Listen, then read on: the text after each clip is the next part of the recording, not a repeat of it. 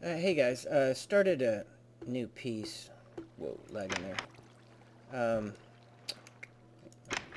I built a transit system in between. That was weird. In between two of my bases, and I wanted to do this transit system. I wanted to do it underground, um, but there's a little bit of a trick to that. There's a ton of water in between two of my bases, so if I wanted to do it underground, I was going to have to do it through water. And I was able to do it the other day, but I wanted to kind of show what I did and some of the obstacles that I ran into. So if you guys think that traversing water, as you can kind of see it right there, traversing water might be impossible for some sort of a transit system, it really wasn't all that bad once you figured out some of the tricks about how to build it. One of the first things that I actually did correct, and was kind of by mistake, was judge the height right first. As you notice, this isn't really that far down. It's 2 blocks down. As you know, your character is 2 blocks high. So you can see it's 2 blocks down. So what I highly recommend doing is setting the height first, and you would do that by simply like laying the stone down or something like that. So you knew that would be the height of your tunnel. And then from there, what I found the easiest way to do is to set the track first, the track row first, not necessarily the rail track, but what the track sits on. Set that first. And in fact, let me just go ahead and build an example so you can kind of see what I'm talking about. I often find that the easiest way to do things is with examples. And that's too low. That's one block. But I wanted to get something that's not going to move, like sand. It's going to move. So set your block first. And generally, I think what I prefer doing is using cobblestone. That way, since this particular area could be either sand or dirt, if you use cobblestone, you can't get disorientated. You know exactly what stone is your height stone. And then from there, kind of work your way down, and you want to be too high. And in my particular example, you want to be too high. So you want to set your base stone first. Watch your bubbles, make sure you don't drown. Set your base stone first, and then kind of work out from there. I hope you can, I probably wasn't really thinking about that too much, but I hope you guys can see that okay.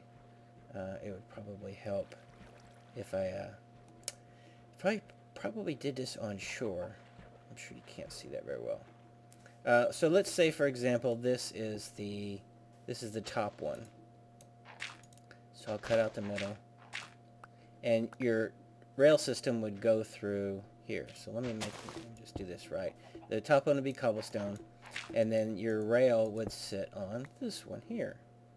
So what I found easiest to do is to set this first, set this track first, and then come back and then build these pieces out. And of course you're going to extend the lefts and the rights too. So you want to do something like this. And the reason I chose to do the bottom like this first is I found it extremely difficult to try to keep your character at a particular height while you're setting some of these left and right stones in this top stone. If you've had something to walk on, since some of these areas out there are completely suspended and they're not on dirt as like this area is here, I found it much easier to set this base first. Set the base, and you got something to stand on, and then work both the left and the right and the top. And this is basically what it looks like in there. I'll stop the video in just a second and kind of go in there so you can kind of see what it looks like and talk about some of the things that you're not going to be able to do and you will be able to do. But this is basically what it looks like. So basically set the height first, like I said.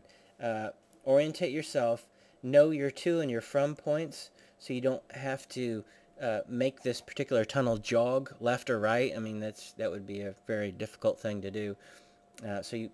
What I did is on the other side at the very top up there, because since I wanted to go in a straight line from my base, I set a torch at the top so I knew exactly when I came down on the beach where I needed to start cutting to keep this particular tunnel in a straight line with my base. And then on this side as well, as you can see the remnants of some of these torches, I was orientating myself for the left turn, which is down here somewhere, with torches, so I wouldn't waste a bunch of time. In short, preparation is king. It will save you a bunch of time in having to make jogs in your tunnel, which you definitely do not want to do. So plan where you want to go and how you want to do it first, and I chose to use torches. So let me stop this video real quick, and then I'll go down. Well, actually, it's just right here. Go down in the tunnel so you can kind of see what we're working with here. This is one end of it, and this is a booster section I'm working on. And I don't really like this. I'm going to change this up a little bit, but the gist of it is this is going to be a to and from point. And this is a mini base to the mine. The mine shaft is actually starts right there. So I probably won't connect these two sections. I'll probably just leave this one as it is. It's an outpost to the mine shaft. So that's why it's here. So this is a booster section, and like I said, I'm going to change this. I'll probably put it in the wall or something like that. Something that I did in an earlier video. There's a booster section where I had a pressure plate, and basically whenever I sat on the pressure plate, it would feed me the booster cart to the track, so that way I could set it on the track and get in it and have a cup of tea if I wanted to, and then by the time I pushed a button, I was ready to go, and the booster would come push me on my way. Anyway, back to the original video. Preparation is key. Like I said, you want to work in straight lines. You don't want to have this thing do a lot of turning if you can help it. Same with elevation. Plan, know where things are, know where you want to end up. Use torches, use your compass, use whatever it takes to keep this as straight as possible, because it will definitely save you in the end, save you a lot of time if you just spend a little time planning. What I did here was I cut out this corner. I noticed that whenever you have turns like this inside of a tunnel system, if you have blocks here, these blocks will scrub off some of your speed. And I don't know if I've ever heard of anybody talk about that before, but I did notice that. So if you think I'm kidding, build a booster, and like the one up there, but put walls around it, and you'll see. It won't move nearly as fast as if you knock out these corners like that. So away we go through the tunnel. And I wanted to make this glass. I did this on purpose because I thought it would be cool. I just don't want to ride blindly in a tunnel. You cannot put torches on glass, so that's why you see these blocks like this. And I didn't want any monsters to spawn in here, so that's why I put blocks in there. You also cannot put rails on glass either, so I found out the hard way. So all this down here is stone, where the tracks are lying on. And that's basically it. This connects the base.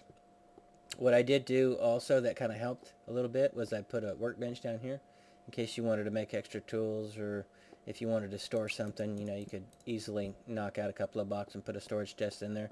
If you wanted to put some wood in there, or whatever the heck you wanted to do. So I recommend doing that, creating yourself a little workbench and a little storage chest. That'll probably help you out a little bit. As you can see, this is pretty symmetrical when it comes to how fast this thing elevates and how straight it is. There's not one jog in this, and that's because of planning. You know, not to toot my own horn or anything, but I highly recommend spending a couple of minutes, plan what you want to do, how you want to end out, because I would look really silly if this tunnel came out somewhere over here, or halfway between these two levels. I would look pretty silly coming out like that, and probably be wasting a lot of time trying to fix it. So this is another booster system I'm working on. Again, I'm probably going to push this back too and create that that booster system that feeds me a car whenever I'm ready, as opposed to setting it on the track and jumping in it as quickly as I can before it gets shot down the track. So anyway, that's something I'm working on. I hope this helps a little bit. The tunnel systems, I think, work out pretty well, and I kind of like it. It took about 4 hours to build, but I kind of like the end result. Anyway, take care, guys.